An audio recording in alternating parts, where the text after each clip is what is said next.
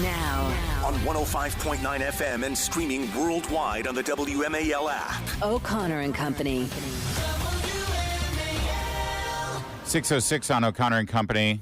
Big Thursday morning here. Joining us at 6:35 is Caleb Dalton from Alliance Defending Freedom. They just won a settlement on that case for the teacher in Virginia who got fired for properly using pronouns when addressing a student. 7:05 Tom Fitton, Judicial Watch. 7:35 Luke Rosiak, Daily Wire. 8:05 KT McFarland. And then at 8:35 Coach Joe Kennedy, his new documentary movie, Average Joe. I'm Larry O'Connor. And Mercedes Schlapp, am I to understand that there's a sequel to Titanic coming out? I thought I didn't think there was any more to that story. I think, the ship sinks.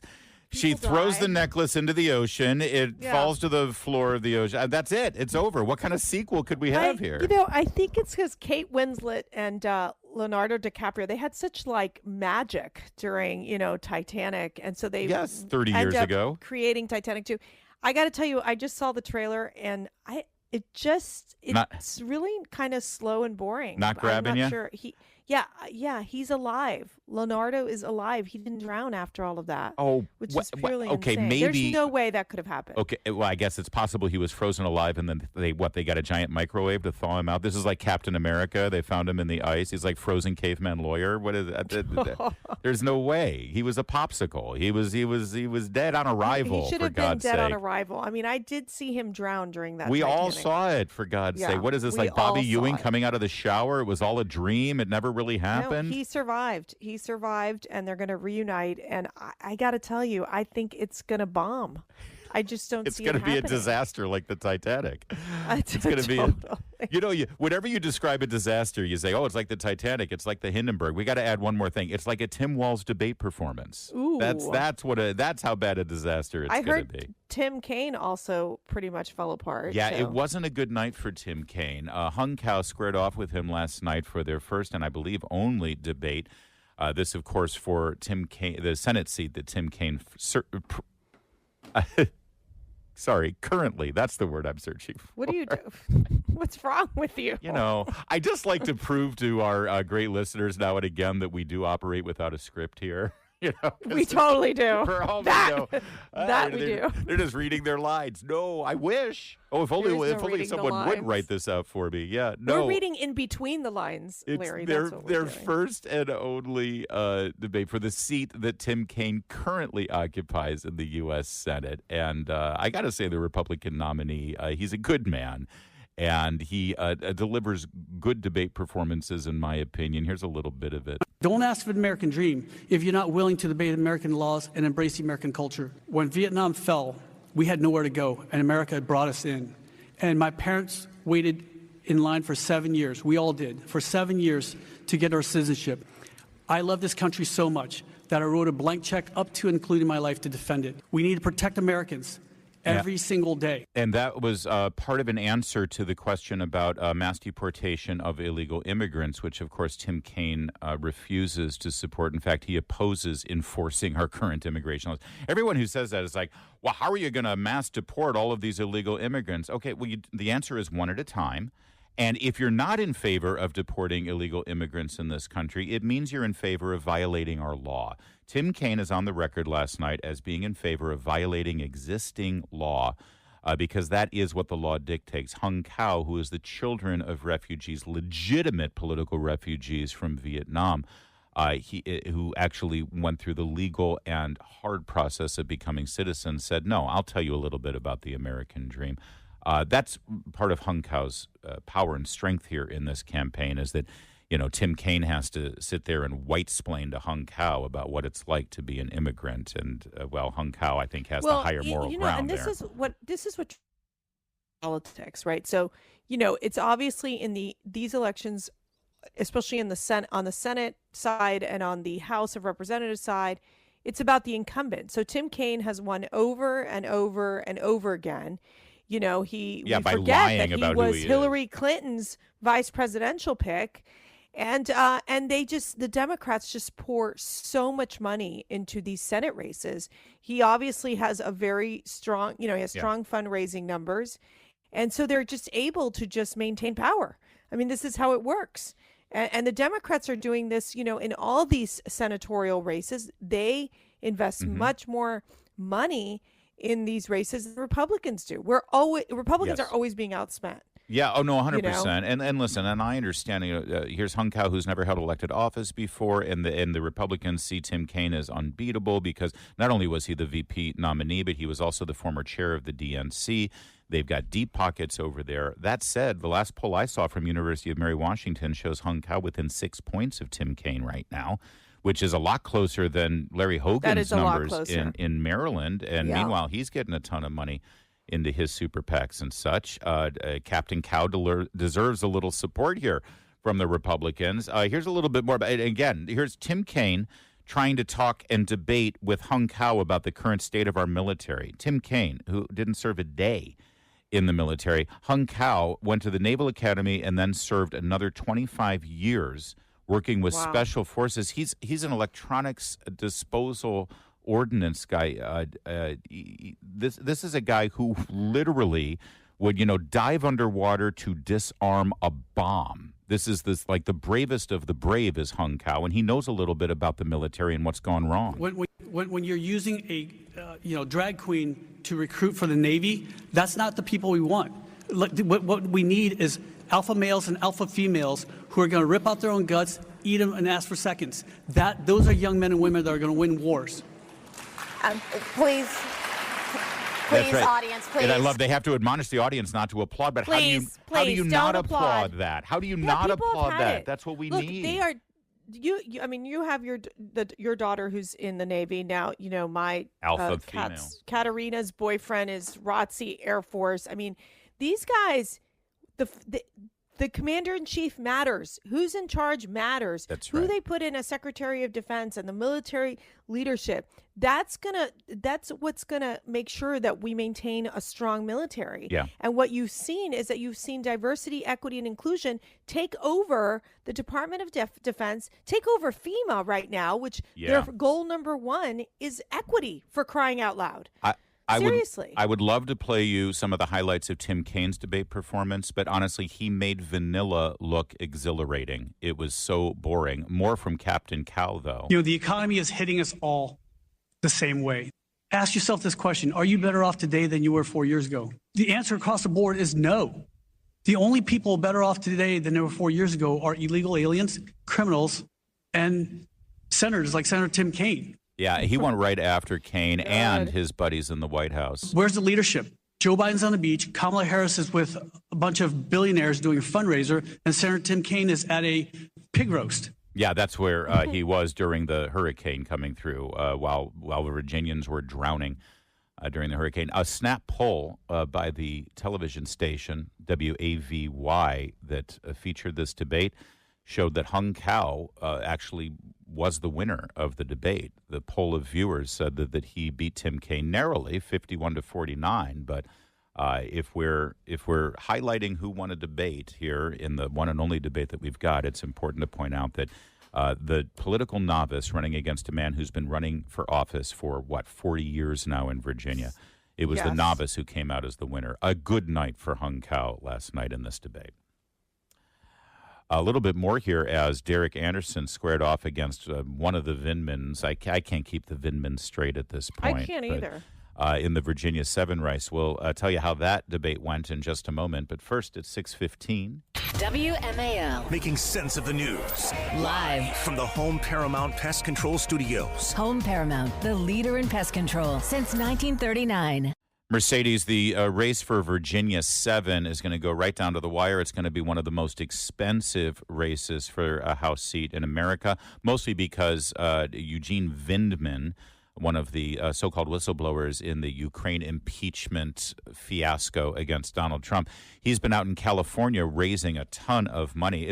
Doesn't California have enough House seats in the House of Representatives? Why do they have to buy one of Virginia's House seats, too? Well, because they have lost several House seats, remember, because Californians are moving out of California. That's true. To places like actually, Texas I was or Florida. It was a rhetorical question, but you have answered it appropriately. Yeah, there you go. They don't like the fact that they've lost House seats because people are fleeing that state, so they're going to go to Virginia and buy this one. Of course, this seat had been in Republican hands for many years with Eric Cantor and then Dave Bratt. And then Abigail Spamberger decided to run just like Tim Kaine, pretending to be a moderate Democrat. And by the time she's now leaving that seat to run for governor, she's thrown down with the Bernie Sanders AOC wing of the party. That's who they are. It's what they do. Well, Derek Anderson, a former Green Beret, is running against Mr. Vindman, and he brought the fire to last night's debate. Yeah, you mentioned he tried to distinguish between us and the differences. Look, I'll tell you the differences. I tell you the truth about my service and what I've done. I can tell you that my opponent has lied not only about things about me, but he's lied about his own military service. He's lied about being a colonel. He's not a colonel. He's lied about his time in combat. I actually saw combat. My opponent said that he used weapons of war in combat when he knows very well he did not. I was a former Green Beret who actually saw combat. So if you want to see the difference between a true try-hard combat veteran, I'm the guy. And that's good. Listen, he is running on his military record, and Vindman is. So it's absolutely appropriate for Anderson to say, "Okay, you want to talk about that? Let's talk about it." Well, it sounds like a Tim Walz moment with the whole situation with. It's very close. He retired as a lieutenant colonel, but he constantly refers to himself as colonel. I know that to some people who don't have, who aren't, enshrined in the military culture, that might be a distinction without a difference. But no, it's a huge difference between lieutenant colonel and colonel, and everybody knows it if you know anything about the military. And I think in Virginia 7, there's a lot of voters who do know quite a bit about the military. But Tim Walz, it's the same thing. Like, he just completely lied about his military record and whether he was on combat, whether he did, so he must be related to Vindman. This is what they do. They do. Also, by the way, Vindman, of course, just like every other Democrat, I told you he went to California to raise all this money. And when he goes there, he's raising that money on transgender stuff, and he's raising it on abortion. Abortion. So Vindman just wants to talk about abortion. Luckily, Derek Anderson is not shy. Okay, you want to talk about abortion? Let's talk about abortion. Mr. Vindman, just like every other Democrat, will put no restrictions on abortion. That means not only right up until the moment of birth, but if a baby survives an abortion attempt, they don't want to provide any medical care to keep that baby alive. And Anderson pointed it out. Listen to this exchange, and then listen. Vindman stepped in it here. Listen to what he has to say in his defense. Very clear. My opponent will be one of the most far-left radical people in Congress that Virginia's ever seen. He would support what, like Ralph Northam did, government-funded abortions up until and even after birth. Governor Northam said he would make them comfortable. And my opponent would support those policies. 30-second rebuttal. Look, I guess as somebody who's been a prosecutor, I will say that's murder. So that's also a lie. Derek is lying to you about my positions on this because, again, did you notice he didn't answer the question? Will he restore women's reproductive rights? He didn't answer that question. But I'm going to keep pushing him tonight, and I'm going to do my best to make sure he answers. Now, he may think that he's clever as a former prosecutor. It sounds like Kamala Harris, right? But did you hear what he said there about not giving medical care to a baby that survives an abortion? He said this. 30-second rebuttal. Look, I guess as somebody who's been a prosecutor, I will say that's murder. Yeah, that's right. That is murder. That is murder. And that's exactly what the Democrats support, and everybody knows it. Ralph Northam, let's not forget, specifically as a country doctor, was talking about this himself with his southern drawl, trying to be a good country doctor about how you show care for these babies that survive an abortion attempt. If a mother is in labor, I can tell you exactly what would happen. The infant would be delivered. The infant would be kept comfortable.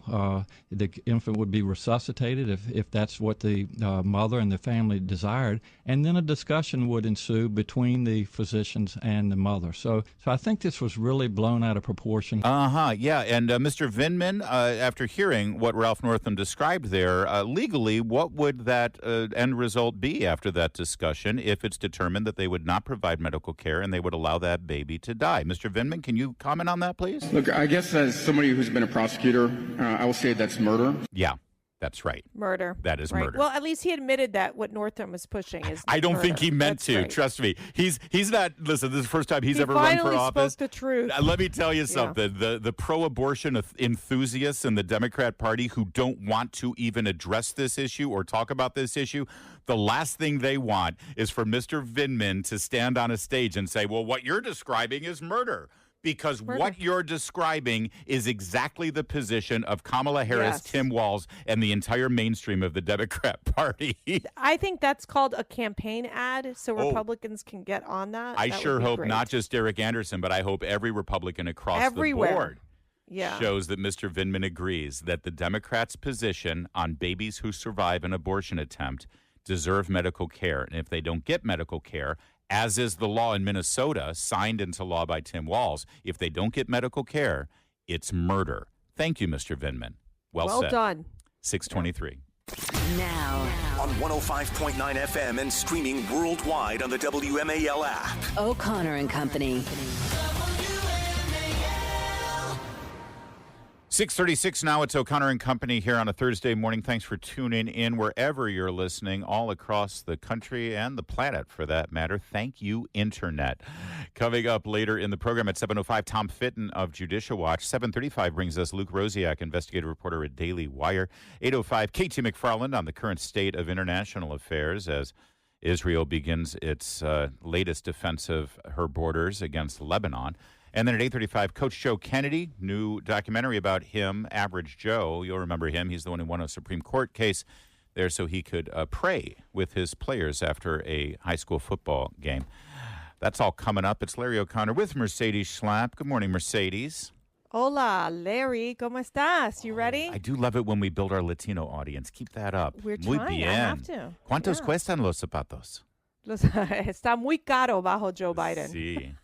Claro. I'm saying it's too expensive under Joe Biden. I was asking how much her shoes cost. All right, let's get to it. We told you the story of the Virginia teacher named Peter Vlaming, who actually wanted to accurately refer to one of his students by the appropriate gender-related pronoun for that student's actual gender.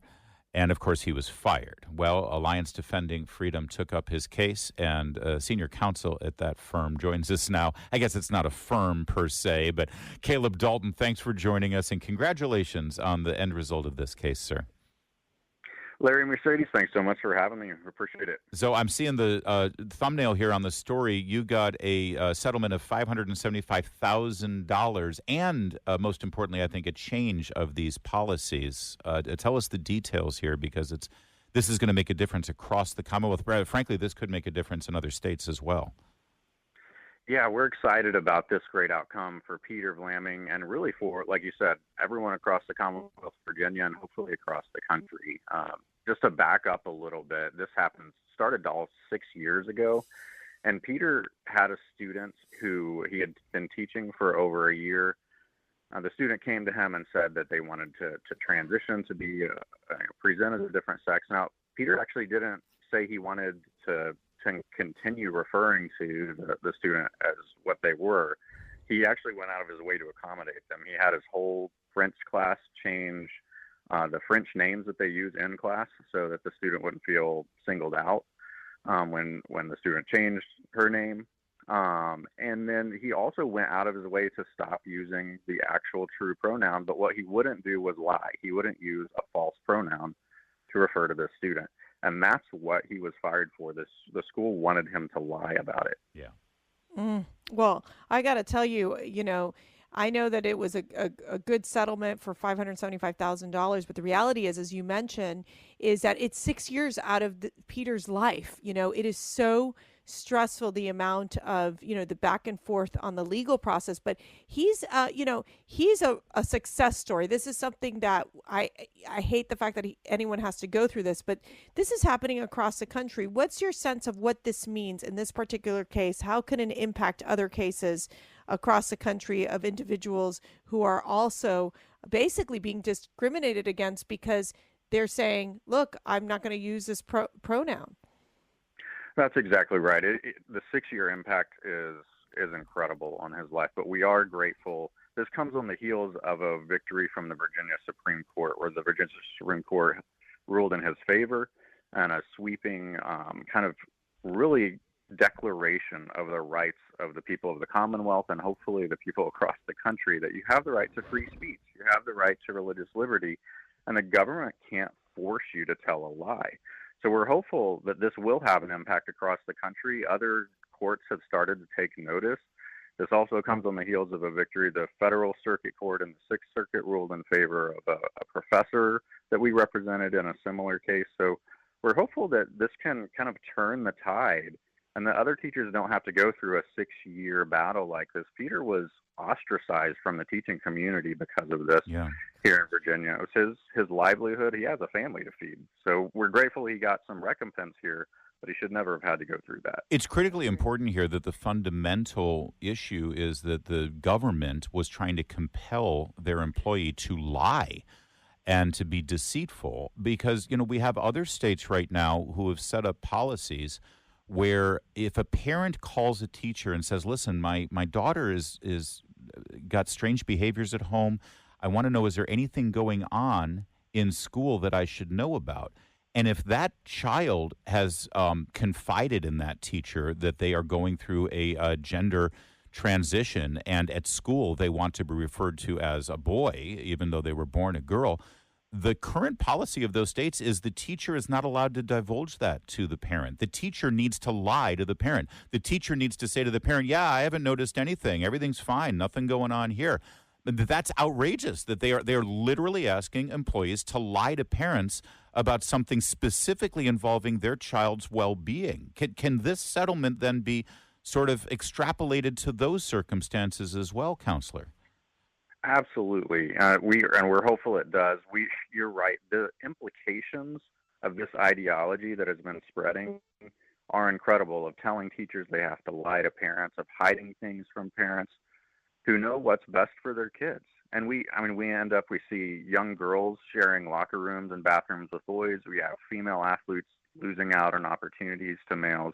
And then the same thing that you talked about with parents being kept in the dark and government telling teachers they have to lie. That's just an incredible situation to be in. Yeah. We are grateful. I think this will have an impact. School boards should take note of this. This is, one, it's wrong to compel teachers to lie, but two, it could cost them. Amen. And sadly, that's, listen, conservatives have sort of always shied away about using the courts for these purposes, but the left hasn't, and that's what needs to be done. Alliance Defending Freedom is doing it on a regular basis. We're getting used to you winning these cases, Counselor, because you got a lot of scalps now that you can proudly show off and display, and this is just another one. Thank you. You're fighting the good fight, and we appreciate the effectiveness that Alliance Defending Freedom brings to the table. Thank you. Appreciate it. It's 6:43. Mercedes, I saw people sharing pictures on social media yesterday of these lines at Costco and Sam's Club, people leaving with like these giant things of toilet paper. The shelves are bare, and I'm thinking to myself, oh, God, what did Fauci do now? What did he do? Wait, did somebody have some more bat soup over there in Wuhan? Yeah. What is happening? Yeah. And then I realized, you know what it is? It's the longshoremen's strike. People are concerned about the supply chain right now, and so they're raiding the shelves. Well, and you've got that Harold Daggett, the longshoreman leader. Wow, oh, yeah, he's quite like the mafioso personality. The audacity of it with his with his designer glasses and his gold chain. He has I was going to say gold chain, gold ring, gold bracelet, gold watch. Yes. And he literally sounds like this mafia guy. Somebody posted that he recently sold his $100,000 yacht, and Elon Musk, literally the richest man in the world, commented on that and said, wow, he's got more yachts than I've got. I know.